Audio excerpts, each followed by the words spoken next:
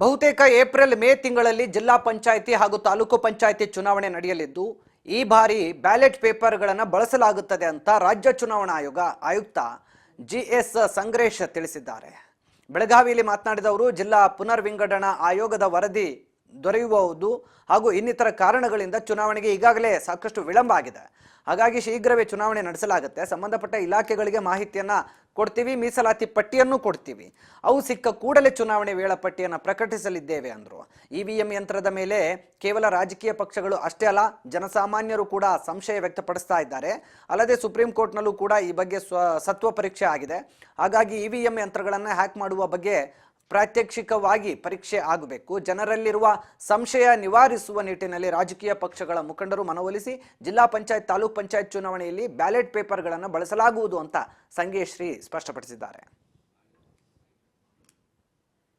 ಕಾರಣ ಏನಪ್ಪಾ ಅಂತಂದ್ರೆ 7 ಪಟ್ಟಣ ಪಂಚಾಯತಿಗಳು ಹೊಸದಾಗಿ ಸೃಷ್ಟಿಯಾಗಿದ್ದಾವೆ. ಅವುಗಳಿಗೂ ಕೂಡ ನಾವು ಎಲೆಕ್ಷನ್ ಮಾಡುವುದು ಬಾಕಿ ಇದೆ. ಅದು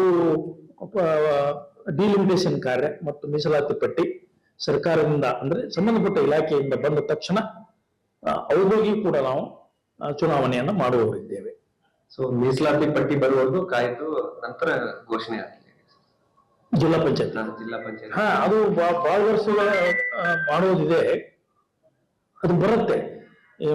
ಅದು ಅವರು ಹೇಳಿದ್ದಾರೆ ಸಂಬಂಧಪಟ್ಟ ಇಲಾಖೆ ಕಾರ್ಯದರ್ಶಿಗಳು ಕೂಡ ಆದಷ್ಟು ಬೇಗ ನಾವು ಮೀಸಲಾತಿ ಪಟ್ಟಿಯನ್ನ ನಾವು ಪಬ್ಲಿಷ್ ಮಾಡಿ ಆಯೋಗ ಕೊಡ್ತೇವೆ ಅಂತ ಹೇಳಿದ್ದಾರೆ.